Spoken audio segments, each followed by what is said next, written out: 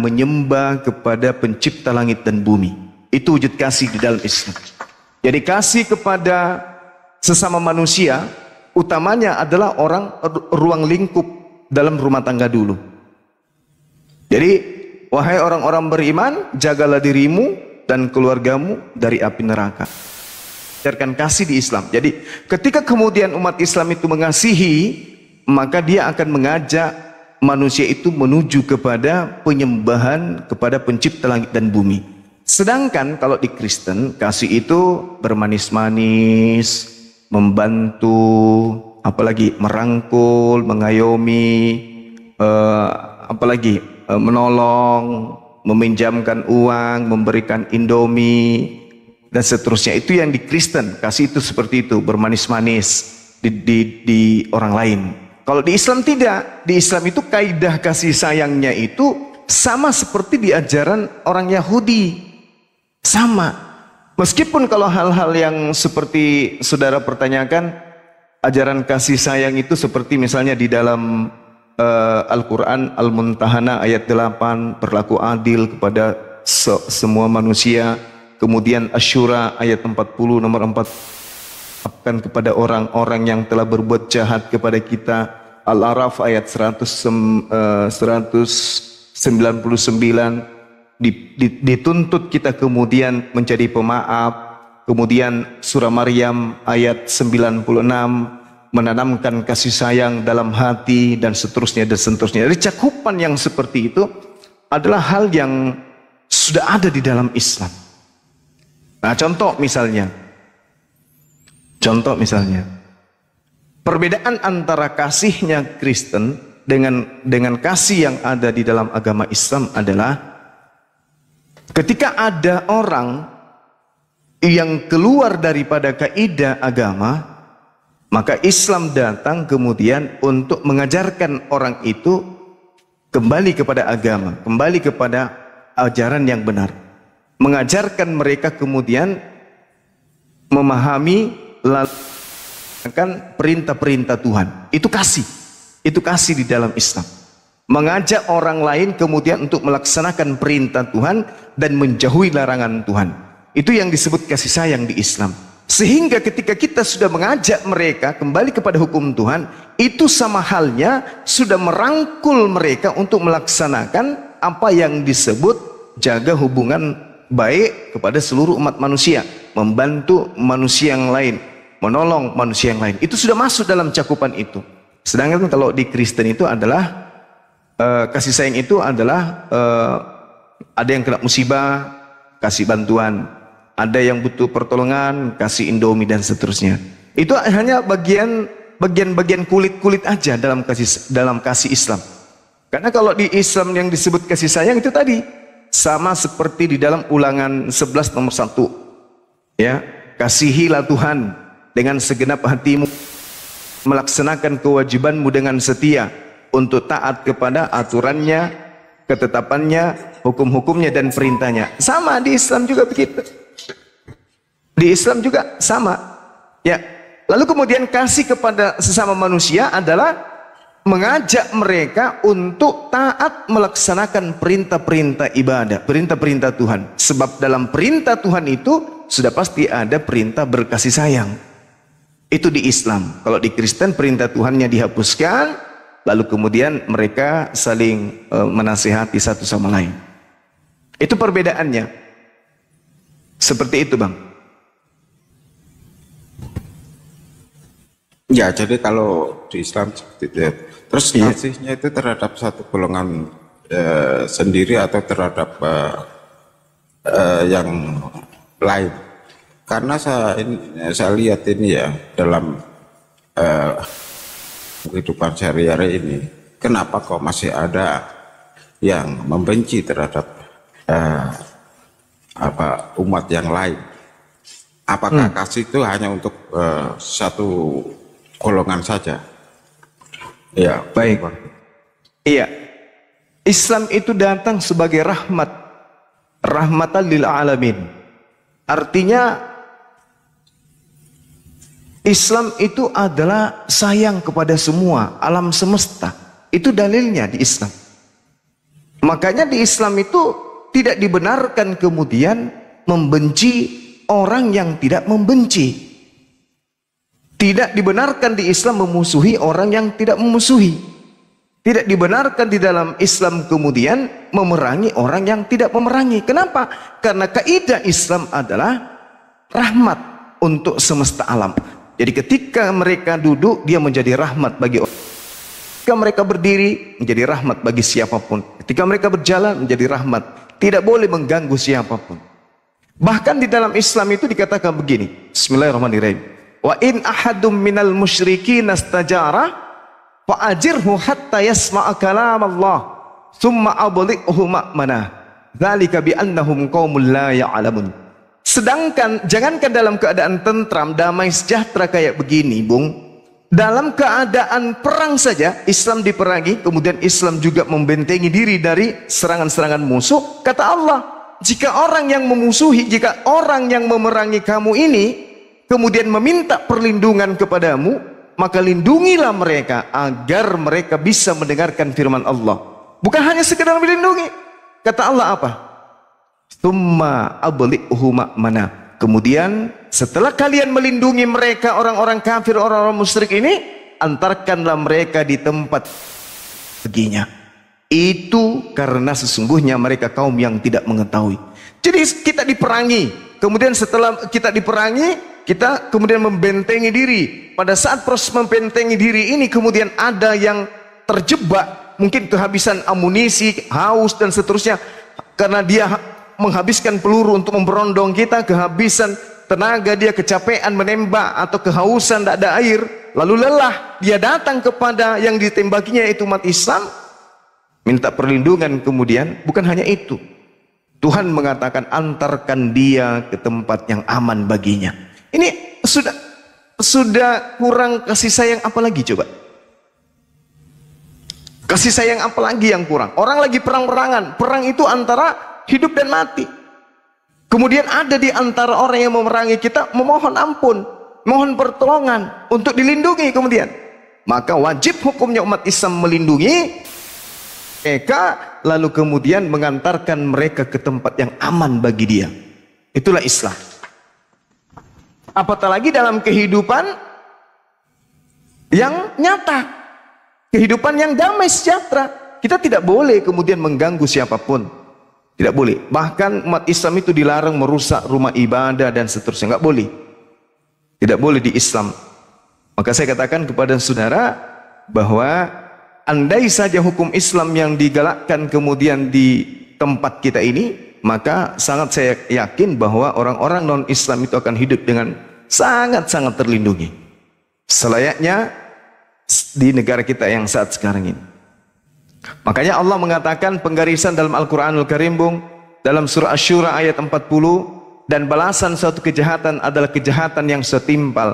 Tetapi barang siapa yang memaafkan lalu kemudian berbuat baik kepada orang yang berbuat jahat kepada dirinya, pahala dari Allah. Sungguh dia tidak menyukai orang-orang yang zalim.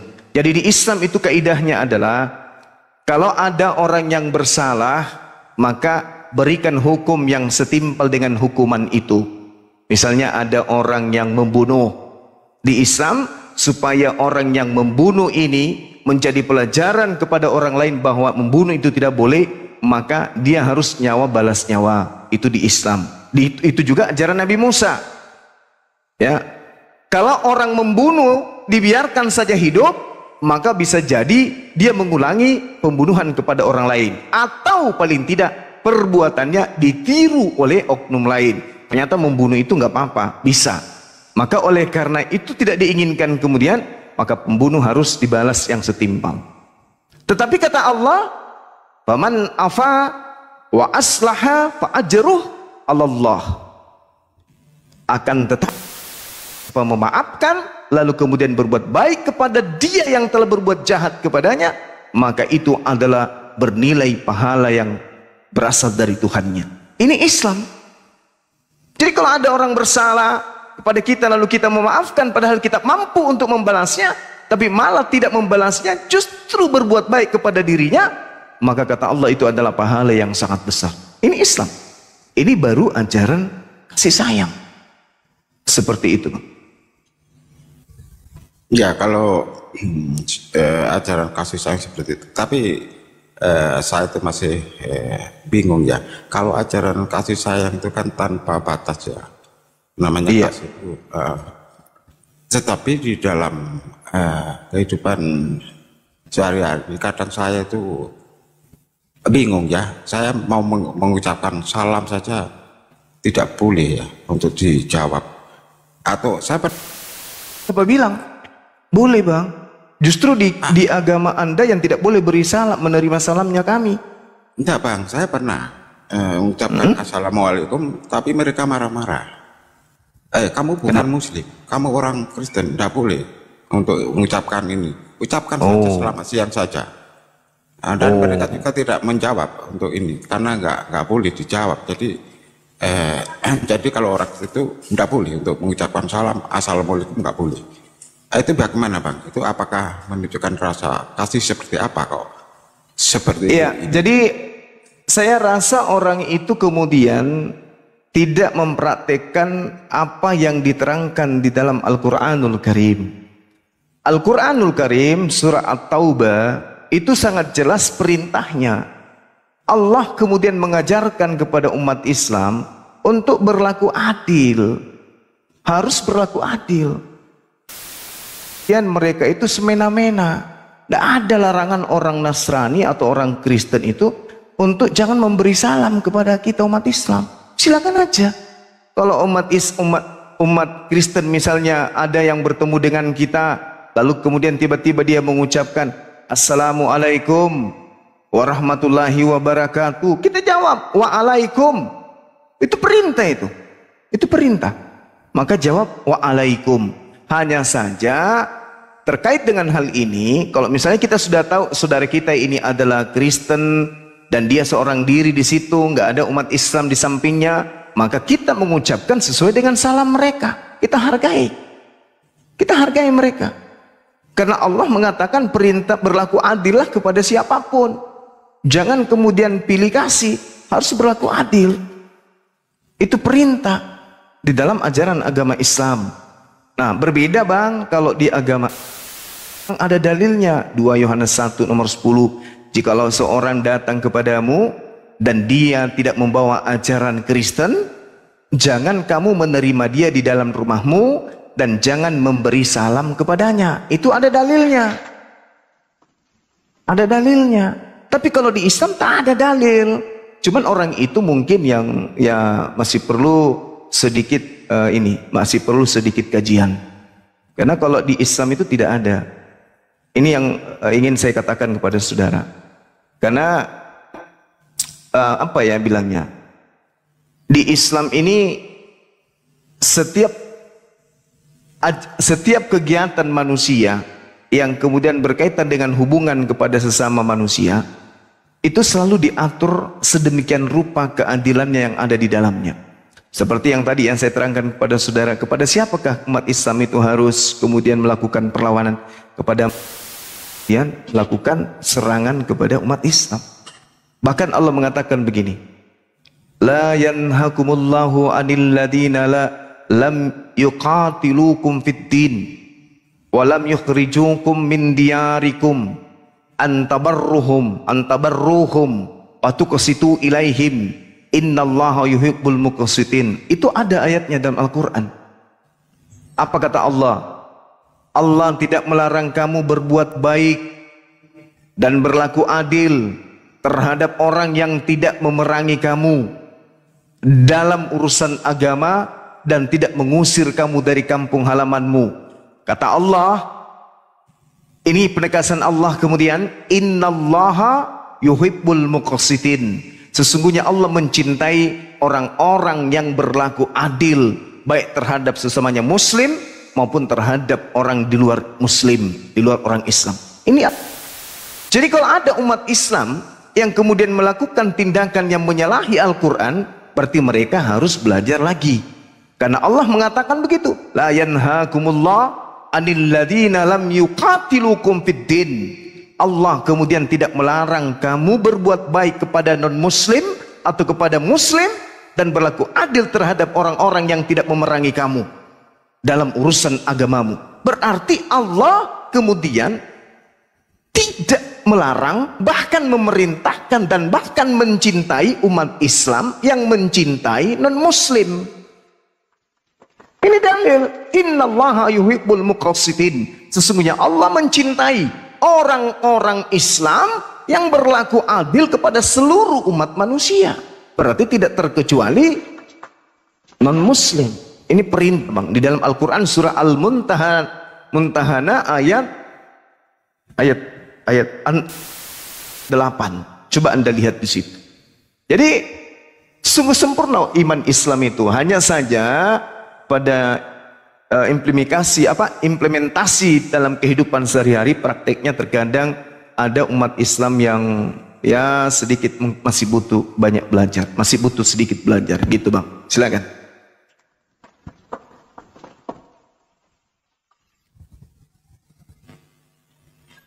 Ya Bang, ya. Ini saya sambil renungi juga ya. Apa yang ini mualaf siapa? Mualaf, betul Pak. Mualaf siapa nih mualaf? Ini ini Kristen ini. Iya. Mualaf ini Kristen. Benar. Nanti dengan Bang Zuma juga. Iya, ada domain tersesat juga ada. Ya, Bunda ya. Iya, lanjut dengan itu, dengan teman yang baru saya masih ini. Lanjut. Iya, Lanjut, baik. Bunda. Jadi kenapa kami umat Islam itu percaya diri, Bang? Selalu berbicara sesuai dengan fakta di lapangan. Sama yang saya rasakan dan saya alami. Saya punya adik angkat masih non-muslim. Ada beberapa orang sudah jadi dokter, udah jadi polisi. Alhamdulillah sampai hari ini kami masih sama-sama gitu ya. Ada abang saya juga yang masih muslim. Kenapa demikian? Karena kaidah di dalam iman kami itu secara spontanitas orang-orang yang kemudian menjalankan ajaran Islam secara manusiawi, secara otodidak dengan sendirinya, rasa kasih sayang itu ada di dalam diri kami. Innalladzina amanu wa amilus salihah sayaj'alu lahumur rahmanu wudda. Jadi dalam hati kami itu memang sudah ditanamkan kasih sayang. Makanya tadi dalam peperangan pun kami umat Islam, ketika ada di antara mereka yang memerangi kami minta perlindungan, kami lindungi. Bukan hanya sekedar lindungi, tidak. Tapi kami mengantarkan mereka ke tempat yang betul-betul membuat mereka aman. Coba kita lihat bukti sejarah. Antara pejuang kemerdekaan Republik Indonesia dan penjajah yang datang. Memang betul pejuang kemerdekaan kita tidak 100% Muslim. Di situ juga ada Kristen, ada Katolik dan seterusnya, ada Hindu, ada Tolotang dan seterusnya. Memang ada yang bukan Muslim juga sama-sama ikut berjuang. Tetapi penjajah pada masa itu 100% adalah non-Muslim, entah apapun agamanya, yang jelas bukan Islam. Nah, mereka kemudian meninggalkan rumah-rumah ibadah. Mereka kemudian meninggalkan pengikut-pengikut. Pada saat mereka menjajah, ada yang berkhianat kepada mereka, menjadi tukang bersih rumah ibadah mereka, yang tukang cuci pakaian mereka, yang tukang pijit, habis memerangi pribumi, yang memelihara kebun-kebun mereka, yang menerima upeti-upeti, menir-menirnya. Mereka ikut agama penjajah. Begitu kemudian Indonesia merdeka, yang mana pahlawannya mayoritas Islam, apakah rumah ibadah mereka kita runtuhkan? Apakah kitab suci mereka kita bakar? Apakah pengikut-pengikutnya yang juga adalah pribumi kita habiskan? Tidak. Seketika Islam melindungi mereka. Kita lindungi mereka, kita lindungi rumah ibadahnya, kita lindungi kitab sucinya, kita lindungi tokoh-tokoh agamanya, kita lindungi pemeluk agama mereka. Meskipun tadinya pada masa penjajahan mereka berpihak kepada penjajah. Ini bukti bahwa ajaran agama Islam itu adalah rahmatan lil alamin. Tapi coba kita balik aja. Yang datang menjajah Islam, yang mayoritas di Nusantara Kristen. Kira-kira ada nggak yang bisa lolos pengikut-pengikut penjajah yang beragama Islam? Ada. Apa buktinya? Irak difitnah, dikatakan sebagai memproduksi nuklir massal. Dipropaganda, adu domba segala macam, diratakan dengan bumi. Tidak ada kemudian senjata nuklir ditemukan, tapi rata negara itu. Ada ucapan permohonan maaf satu kali saja? Tak ada. Mana senjata nuklir? Udah ditemukan? Tak ada. Jadi tujuannya hanya untuk melumpuhkan ekonomi Islam dan agama Islam yang ada di sana. Ada gitu pemusnah massal ditemukan? Tak ada. Tak ada. Ini artinya apa? Ini artinya bahwasanya siapa sebenarnya agama rahmat di atas muka bumi ini? Ya, ini perlu direnungkan kemudian. Sekira begitu, Saudara Feros. Ini murid saya, si apa namanya kemarin ini, si Kristus, mau belajar lagi sore hari ini. Kita tinggal dulu Saudara Feros, renungkan apa yang saya sampaikan. Andai saja Islam itu bukan agama rahmatan lil alamin, ingat, Anda selangkah keluar dari rumah, ketemu orang Islam ke kiri, orang Islam ke kanan, orang Islam mundur ke belakang, orang Islam. Jujur sama saya, selama Anda hidup, yang mana yang sering menyakiti hati Anda? Umat Islamkah atau justru orang yang beragama dengan saudara? Renungkan itu, yang sering menyakiti Anda, yang sering membuat hati Anda itu gelisah. Renungkan itu. Apakah umat Islam atau justru orang-orang yang ada di sekeliling Anda yang sama-sama beragama-agama yang sama? Oke? Saya alihkan pembicaraan ini kepada murid saya, Saudara Kristus. Bagaimana materi semalam? Masih bisa lidahnya berbicara? Ya, malam udah clear ya, udah Anda semalam. Belum clear. Nggak bisa membuktikan. Anda cuma bisa berdalih. Apanya tuh? Anda cuma bisa berdalih, menyerang pribadi orang. Anda itu cuma yang Anda bisa lakukan ketika Anda kalah data. Iya, coba kita saring ajukan data. Apa yang tidak ada semalam atau udah selesai semalam yang kita bahas? Yang terakhir saya katakan bahwa Yesus adalah untuk semua manusia. Saya tampilkan datanya, bilang penulisnya nggak jelas. Di situ dia. Jadi kalau bukan penulis, kita susah ya. Baik, data apa yang Anda sajikan ke saya bahwa Yesus untuk seluruh umat manusia? Dan siapa yang memberikan suplai data kepada Anda untuk membantah Yesus? Karena Yesus mengatakan di dalam ucapan dia sendiri, aku diutus hanya kepada domba yang sesat dari umat Israel. Di manakah itu?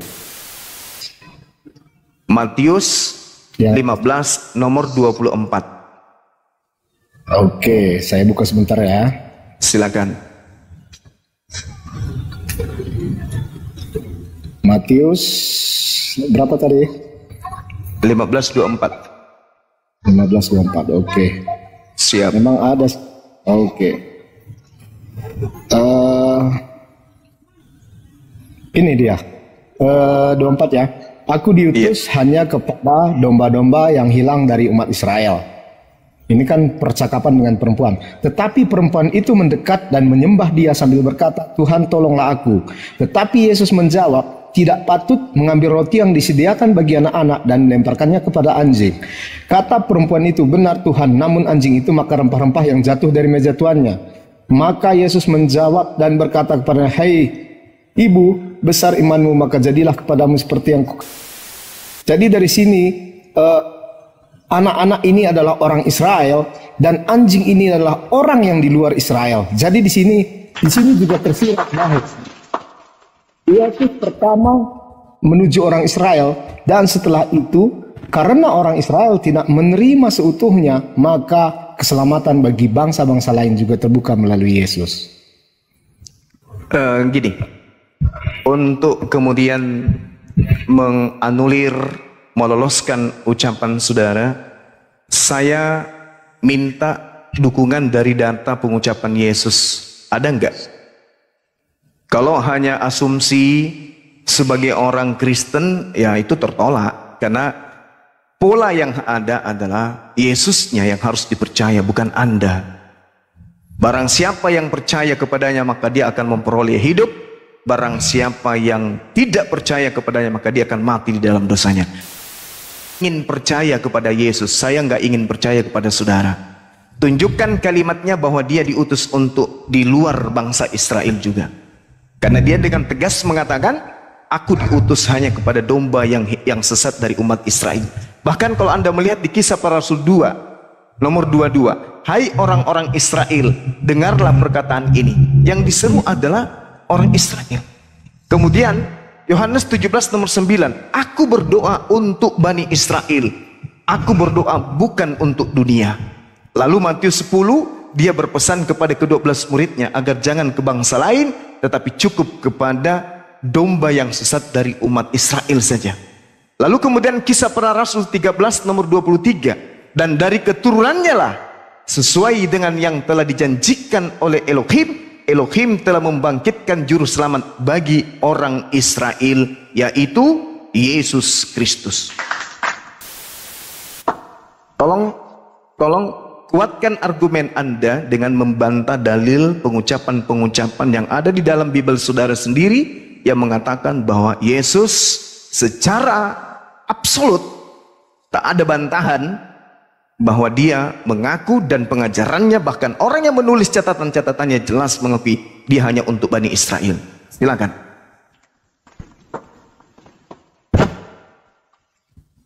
Oke, yang pertama di Yohanes 3 ayat 16. Sebab begitu besar kasih Allah akan dunia ini, sehingga ia telah mengaruniakan anak yang tunggal, supaya setiap orang yang percaya kepadanya tidak binasa, melainkan beroleh hidup yang kekal. Yang kedua dari Kisah Para Rasul 1 ayat 8. Tetapi kamu akan menerima kuasa kalau Roh Kudus turun ke atas kamu, dan kamu akan menjadi saksiku baik di Yerusalem maupun di seluruh Yudea, Samaria maupun sampai ke ujung. Yang ketiga 1 Yohanes 2 ayat 2, dan ia adalah perdamaian untuk dosa-dosa kita, bukan untuk dosa-dosa kita saja, tetapi juga untuk dosa-dosa seluruh dunia. Yang terakhir ini kalimat dari Yesus sendiri, Matius 28 ayat 19, sebab itu pergilah, jadikan semua bangsa muridku, dan baptislah mereka dalam nama Bapa, Anak, dan Roh Kudus. Oke, saya rasa Oke, baik. Oke, saya bantah satu-satu ya. Ambil pulpen, catat semua perkataan-perkataan saya karena ini penting buat saudara. Kita konsen kemudian kepada Yohanes 3 dulu. Yohanes 3, ketika Anda membawa narasi ini, data nomor 16. Satu hal yang perlu saudara pahami. Ketika Yesus dituliskan perkataannya di dalam kitab saudara menggunakan tinta merah, yakin dan percaya, ucapan-ucapan Yesus itu bukan untuk di luar Yahudi. Karena cakap dengan orang yang hidup bersama dengan dirinya. Cakupan dakwanya hanya untuk Bani Israel. Jadi semua tinta merah yang ada di dalam kitab saudara itu adalah ucapan Yesus, legalitas Yesus kepada murid-muridnya Bani Israel. Kristen masih jauh di luar tembok, belum nyebrang laut, belum nyebrang gunung, belum nyeberangi samudra untuk masuk ke dalam rumah Yesus tanpa permisi. Camkan itu dulu. Jadi ketika Yesus mengatakan karena begitu besar kasih Tuhan akan dunia ini, sehingga Tuhan menganugerahkan anaknya yang tunggal, supaya setiap orang yang percaya kepadanya tidak binasa, melainkan beroleh hidup yang kekal. Pertanyaan sederhananya kemudian adalah, Islam Kristen dua kubu yang berbeda. Satu, Kristen mengaku percaya kepada Yesus, Islam pun juga mengaku percaya kepada sosok yang datang kepada Bani Israel. Kalau di Al-Quran sudah jelas Islam percaya memiliki sebuah kitab Al-Quran, dan mereka umat Islam beriman kepada kitab itu. Apapun bunyi dalam kitabnya pasti umat Islam percaya. Sekarang yang bermasalah adalah kitab saudara. Dalam hal ini adalah ucapan Yesus. Yesus mengatakan, aku diutus hanya kepada domba yang sesat dari umat Israel. Pertanyaan saya, apakah Anda percaya kalau Yesus yang mengatakan itu? Kalau saya sebagai muslim, saya percaya bahwa dia diutus hanya kepada domba yang sesat dari umat Israel. Sekarang saya tanya kepada saudara, percayakah Anda bahwa Yesus dengan mulutnya sendiri mengaku dirinya diutus hanya kepada domba yang sesat dari umat Israel? Silakan, ini penentu awal.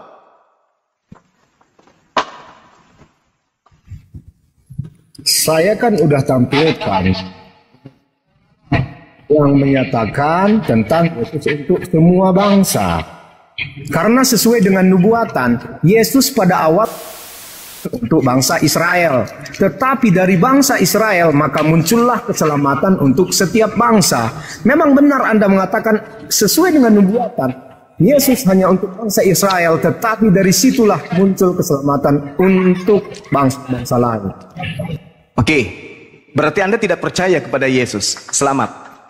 Ingat sekali lagi saya katakan, ingat sekali lagi Anda yang membawa data. Konsen kepada Yohanes 3 nomor 16. Ingat, Anda yang kemudian mengingkari, meludah dan menjilat.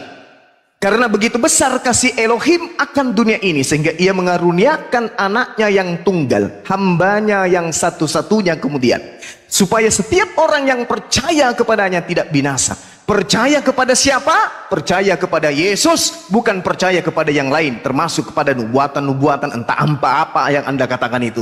Jangan percaya kepada yang lain, hanya kepada Yesus. Entah Anda mengatakan nubuatannya ini, nubuatannya itu, EGP ini, terus dipercayai menurut Tuhan yang mengutus Yesus adalah anaknya. Siapa anaknya? Bukan yang membuat nubuatan di dalam perjanjian lama. Camkan itu. Siapa anaknya? Bukan Lukas, bukan Markus, bukan Yohanes, bukan Paulus, tapi anaknya adalah Yesus. Berarti harus berpola kepada tinta merah. Apa ucapan Yesus? Aku diutus hanya kepada domba yang sesat dari umat Israel. Percaya kepada siapa? Percaya kepada Yesus. Ternyata Anda keciduk. Anda tidak percaya kepada Yesus. Selamat mengikuti bom-bom. Ada lagi bantahan? Sebelum saya pindah kepada data Kisah Para Rasul 1 nomor 8.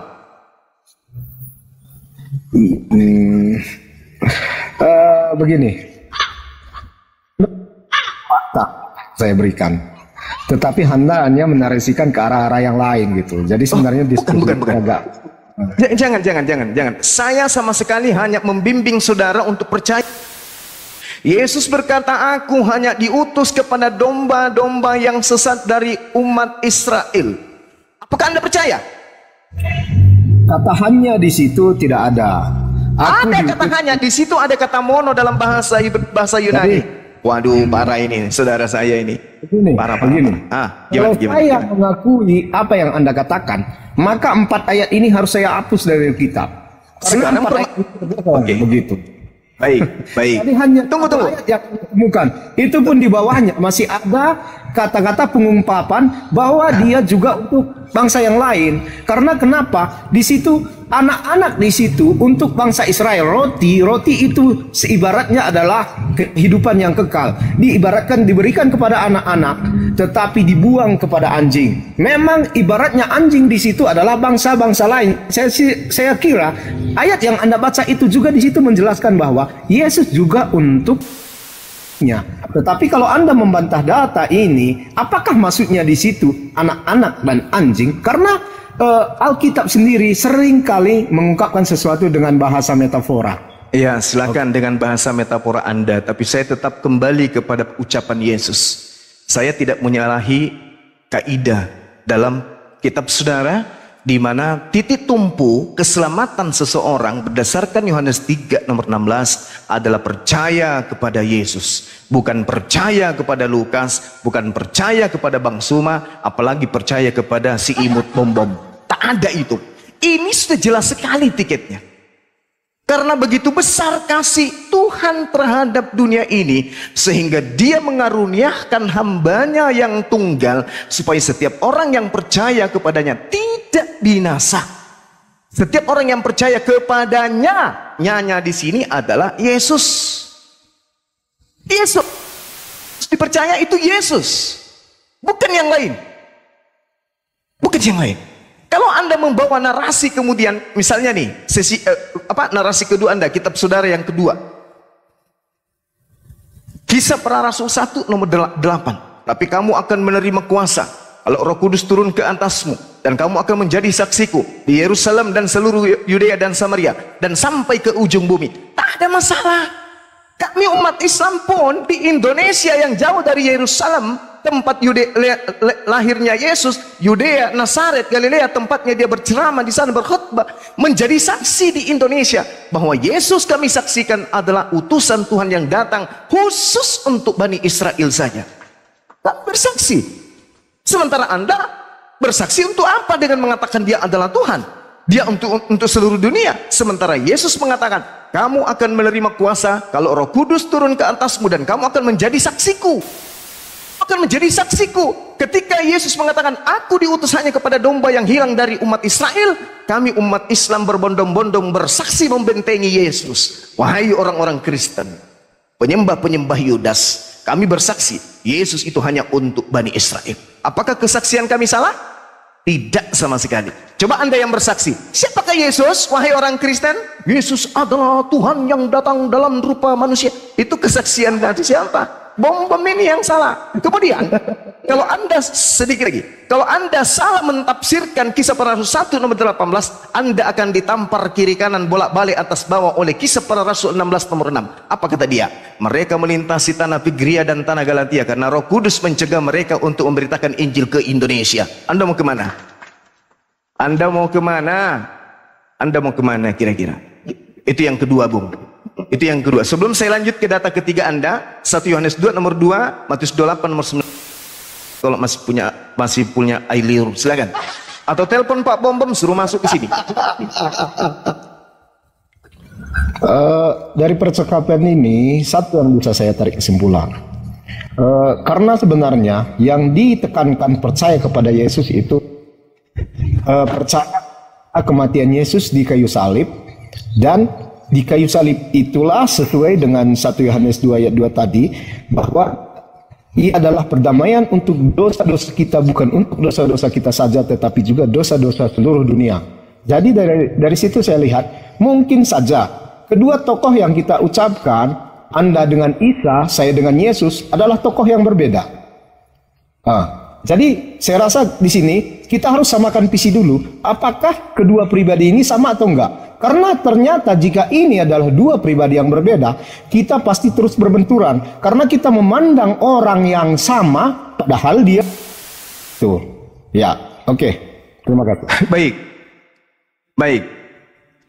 Tolong dicatat lagi, ini yang sesi ketiga. Anda membawa 1 Yohanes 2. Anak-anakku, hal-hal ini kutuliskan kepadamu supaya kamu jangan berbuat dosa. Namun jika seorang di antara kalian berbuat dosa, kita mempunyai seorang pengantara pada Bapa, yaitu Yesus Kristus yang adil. Bahkan dikatakan, dan dia Yesus adalah pendamai untuk segala dosa kita, dan bukan untuk dosa kita saja, tetapi juga untuk dosa seluruh dunia. Ini, Bung, dua hal hadiah dari saya buat saudara. Yang pertama, ucapan Yesus itu tinta merah. 1 Yohanes 2 ini itu sampai kepada data nomor 29, tak ada satupun data di antara beberapa dalih di Yohanes 2 ini yang bertinta merah. Artinya ini bukan ucapan Yesus. Sedangkan tadi Yohanes 3 nomor 16, barang siapa yang percaya kepada dia, Yesus, berarti dia memperoleh hidup. Sekarang Anda membawa 1 Yohanes 2, barang siapa yang percaya kepada Yohanes, mana dalilnya itu? Tidak ada dalilnya. Yang harus dipercaya adalah Yesus. Sedangkan kalau pola yang dijabarkan oleh pengarang Yohanes ini benar, dan ia akan mendamaikan untuk segala dosa kita, bahkan bukan untuk dosa kita saja, tetapi juga untuk dosa dunia, maka ini akan melanggar kemudian ucapan Yesus di dalam Yohanes 5. Lagi-lagi Yohanes 5 itu adalah benar-benar tinta merah, berarti Yesus yang punya perkataan. Sekali lagi saya katakan, barang siapa yang percaya kepadanya, maka dia akan memperoleh hidup yang kekal. Di dalam kitab saudara, apa kata Yesus? Dan mereka yang telah berbuat baik akan keluar dan bangkit untuk hidup yang kekal, tetapi mereka yang berbuat jahat akan bangkit untuk dihukum. Kira-kira menurut pengarang Yohanes, dia bilang gini, sambil duduk samping kan, diangkat kakinya sebelah, habis itu isap rokok di depannya Bom, dia cerita kayak gini, anak-anakku, iya paman, kita ini sekarang adalah anak-anak Tuhan. Oh terus jangan Janganlah kalian berdosa. Oh, kalau saya berdosa gimana? Oh, jangan khawatir, sebab ada Yesus sebagai perantara dosa kita. Bahkan bukan hanya dosa kita, bahkan dosa dunia. Dosa dunia akan didamaikan oleh Yesus kepada Bapa kita. Kata siapa sih Om? Kata Pak Bom. Sekarang bagaimana dengan kata Yesus? Manusia akan dibangkitkan, yang berbuat baik akan diadili kemudian dan diberikan hidup yang kekal, yaitu surga. Dan dengan membawa dosa mereka masing-masing akan dibangkitkan untuk dihukum. Kira-kira berlaku tidak 1 Yohanes 2 nomor 2 yang Anda bawa tadi itu dibandingkan ucapan Yesus? Bukankah kata Tuhan, barang siapa yang percaya kepada Yesus, dia akan selamat. Berarti manusia tidak ada dosanya didamaikan oleh anak manusia kepada Tuhan. Tidak ada. Dosa tanggung sendiri. Orang yang banyak dosanya dibangkitkan untuk dihukum sesuai dengan perbuatannya. Orang yang banyak kebaikannya dibangkitkan untuk dimasukkan ke dalam surga. Selesai.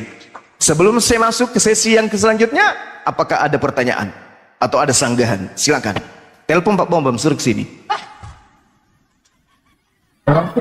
Jelas ya, kalau soal keselamatan, setiap yang percaya kepada Yesus, maka dosa-dosanya telah diampuni. Kalau di mana dalilnya? Di mana ya, dalilnya? Tunggu dulu. Tunggu, nanti saya tunjukkan.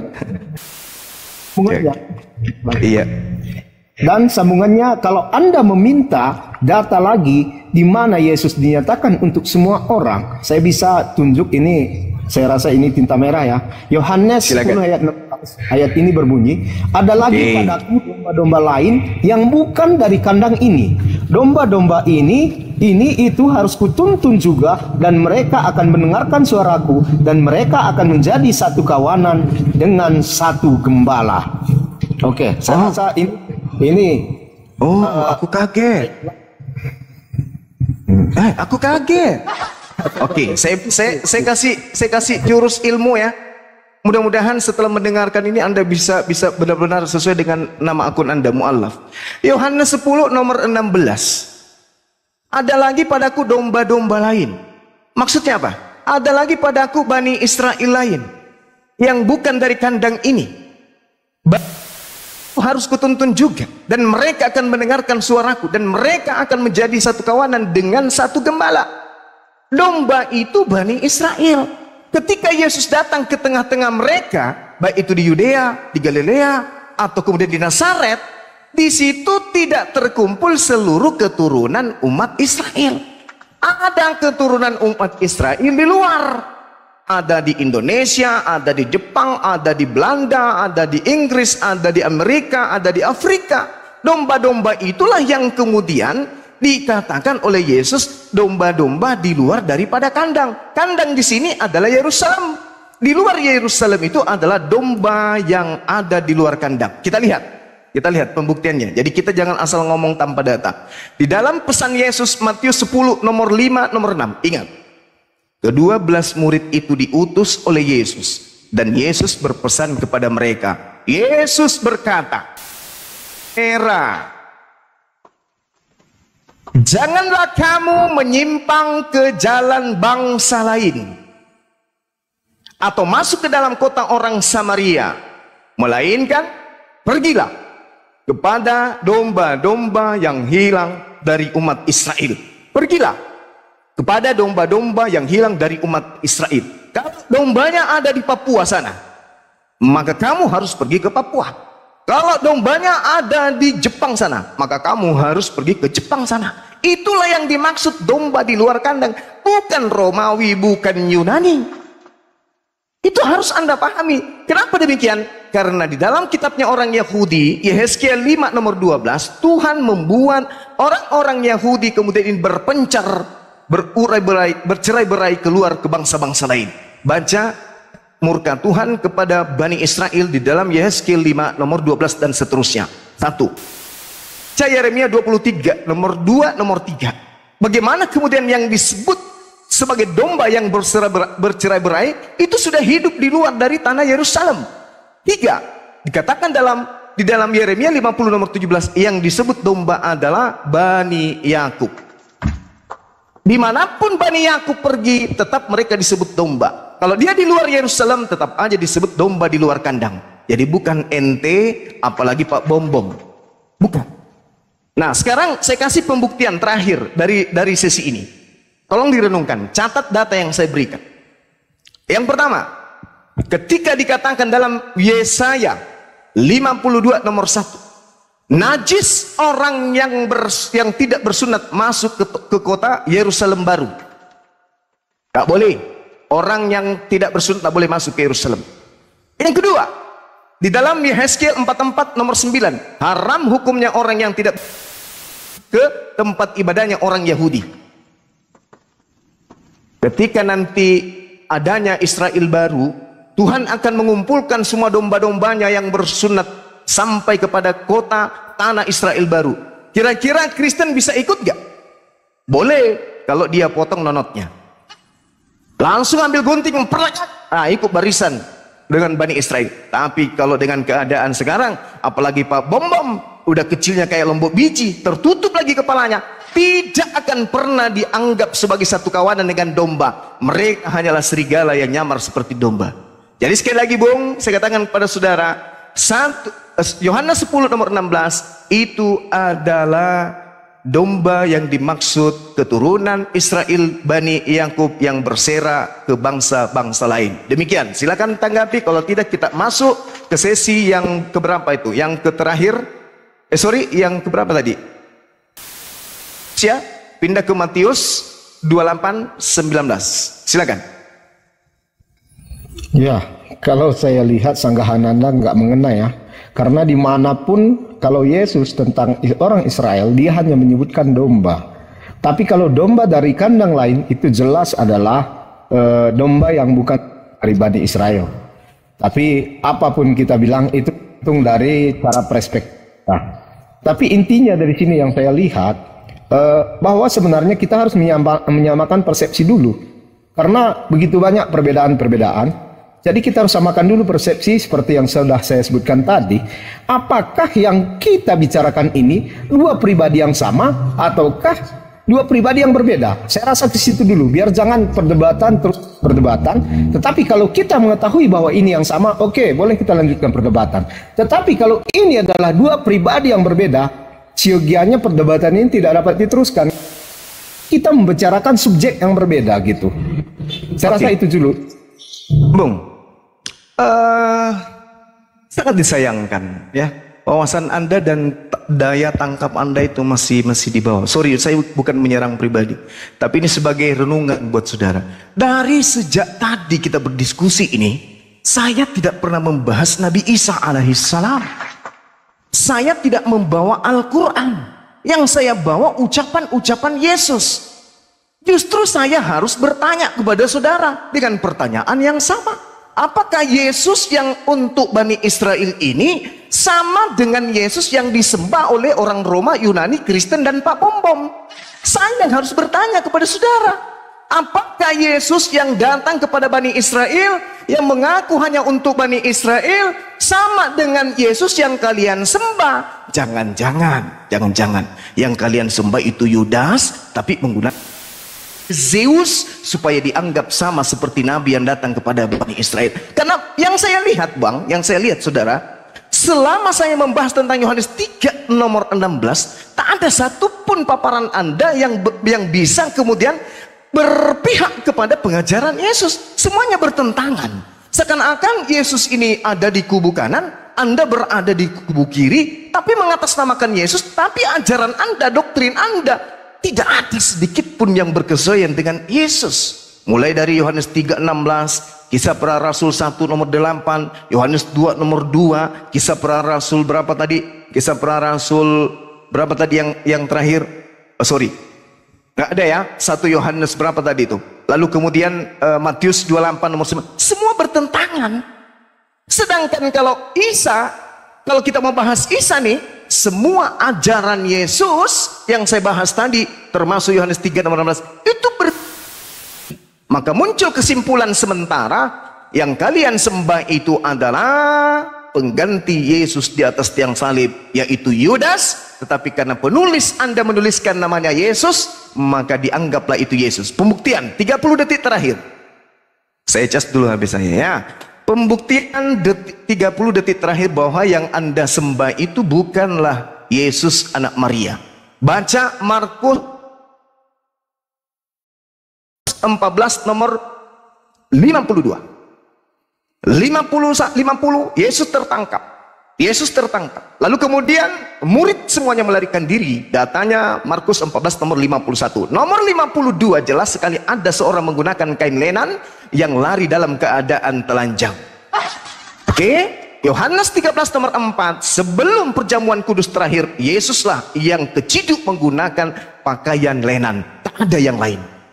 Siapa yang kemudian kain lenan, melepaskan kain lenan, dan siapa yang tertangkap? Namanya juga Yesus. Jangan-jangan sama. Karena pada saat penahanan, pada saat mereka di penjara, di dalam penjara ada dua Yesus. Yesus Barabas, Yesus putra Bapa, dan Yesus anak Maria. Dua-duanya pun dilepaskan. Satu ketangkap, namanya Yesus. Ada lagi di belakang juga, tidak punya nama, tapi pakaiannya adalah pakaiannya Yesus, yaitu kain lenan. Sekarang, untuk mengetahui benar tidaknya ini Yesus, muncul pertanyaan klasik. Ketika Yesus terangkat ke langit, apakah dia menggunakan kain? Atau dia dalam keadaan fitrah, kembali dalam keadaan suci, tanpa sehelai kain benang pun?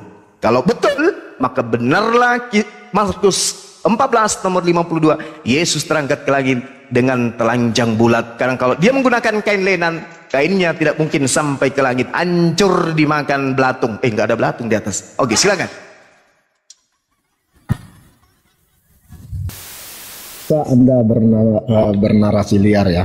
Kalau soal data tadi, saya tampilkan 5 ayat yang menunjukkan bahwa Yesus untuk semua bangsa. Anda hanya menampilkan ayat yang itu saja. Tetapi Anda mengatakan bahwa saya tidak mempunyai data. Oke, terserah Anda. Tetapi data yang saya tampilkan tadi saya rasa cukup jelas ya. Semua itu pun kalau dibaca satu perikop, semua yang saya tampilkan tadi, orang pasti akan mengerti bahwa itu Yesus untuk semua orang. Dan soal masalah berkain lenan, setelah Yesus ditangkap itu masih diadili lagi, dibolak-balik lagi diadili. Jadi kalau pas penangkapan itu salah tangkap, itu hal yang tidak mungkin. Karena setelah itu masih diadili lagi.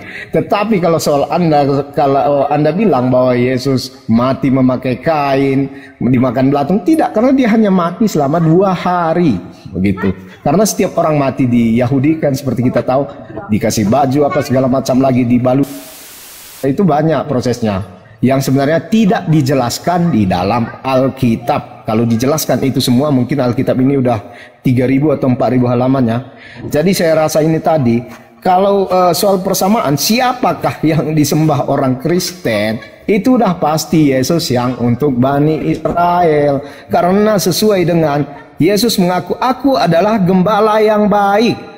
Di perjanjian lama, Mazmur 23 ayat 1, Tuhan adalah gembalaku. Jadi dijelaskan di sini, Tuhan itu adalah gembala. Jadi sambil ini mengklarifikasi ya, bahwa Yesus itu memang Tuhan juga.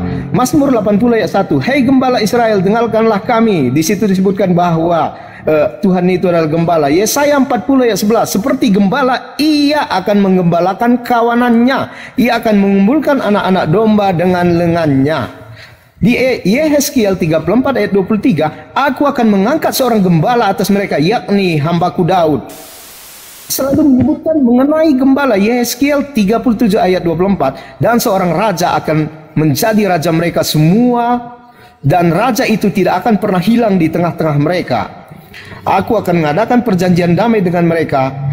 Itulah perjanjian kekal yang aku menetapkan mereka, dan aku akan menanamkan mereka di tempat mereka. Jadi dari sini jelas sekali bahwa Yesus adalah Tuhan dan dia adalah gembala yang baik. Dan soal hanya untuk Bani Israel, saya rasa sudah cukup jelas data yang saya tampilkan. Lebih dari 4, hampir 5 data ini saya tampilkan. Semuanya Anda tolak. Semuanya Anda klarifikasi bahwa itu bukan perkataan Yesus lah, itu domba dari kandang lain, bukan untuk di luar Kristen. Saya rasa ini data sudah cukup jelas. Kalau Anda ingin membantah, bantahlah dengan data yang lebih baik lagi. Karena data yang Anda tampilkan cuma satu, itu pun di bawahnya dilanjutkan dengan bahwa tersirat bahwa itu juga untuk orang-orang di luar Israel. Anak-anak di situ adalah orang Israel, dan anjing di situ adalah orang untuk di luar Israel, dan roti itu adalah kehidupan kekal. Oke. Ini coba ya, coba. Andai saja saya berdiskusi dengan orang yang IQ-nya bagus, hari ini juga dia bersyahadat. Paparan saya itu berdata, paparan saya itu menolak semua doktrin yang Anda bawa dengan sekelumit data-data yang memaksakan Yesus untuk Bani Israel. Satu, di awal tadi Matius 15 nomor 24, bahkan dengan PD-nya Anda mengatakan bahwasanya di situ ada anjing, di situ ada sampah, remah-remah, di situ kemudian ada roti Bani Israel. Orang yang sesaman Yesus saja, sesaman Yesus, percaya kepada Yesus, berbicara kepada Yesus, bertatap muka kepada Yesus, bahkan hadiah oleh Yesus kesembuhan kepada anaknya, masih juga dipanggil gugup oleh Yesus. Lalu Anda siapa? Sunat kagak, makan babi yes, ibadah hari Minggu. Ente sopo? Ente bukan Bani Israel. Orang yang hidup sesaman Yesus, bertatap muka dengan Yesus, ada pengesahan dari Yesus. Bahkan Yesus mengatakan imanmu benar, imanmu benar, engkau adalah guguk pemakan sampah, imanmu benar, jadilah seperti apa yang kau inginkan. Ente tidak bisa melihat itu. Lalu kemudian Anda mengatakan, oh Tuhan kami, Mazmur begini, di dalam kitab ini. Bung, camkan baik-baik. Satu hal ingin saya pesankan kepadamu. Mazmur ketika Anda bawa, sekali-kali kamu berselancar ke Mazmur bab 121. Di awal-awal nomor 4 misalnya. Di situ jelas sekali dikatakan bahwa sesungguhnya apa lo naum itu? Lo Yesen. Tuhannya Israel, penjaga Israel, tidak terlelap dan tidak tertidur. Penjaga sapam. Penjaga sapam. Dan tidak tertidur. Kan sapam itu penjaga. Waduh, jangan gitu dong. Jangan gitu bang. Jangan bawa-bawa pribadi. Iya, saya sapam ini, saya lagi jaga nih. Kita kasih lihat ya, saya kasih lihat ya. Aduh, gimana nih? Saya lagi piket lagi. Tunggu. Seragam saya lagi gimana ini? Biarkan bang, biarkan dia dari Semarang. Nggak apa-apa supaya teman-teman ini tidak berhenti lah itu menghujat pribadi saya. Saya memang sapam, tapi kan tidak perlu kemudian Anda bawa profesi, karena di Indonesia ini kan bukan cuma saya sapam, bos. Banyak saudara-saudara kita jutaan, bahkan orang diamankan kantornya karena sapam. Kalau mereka punya kantor mau bayar polisi mahal, jadi mereka pakai. Janganlah bawa profesi. Saya akui saya sapam, tidak apa-apa, tapi jangan kayak gitulah, ya. Oke ya.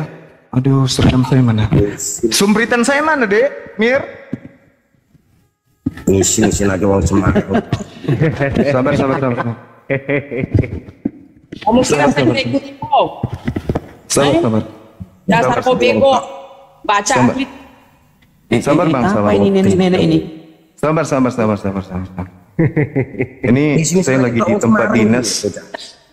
Saya lagi di tempat dinas ini. Nih, saya lagi di tempat dinas, Bung. Nah, ini saya sapam jaga di sini.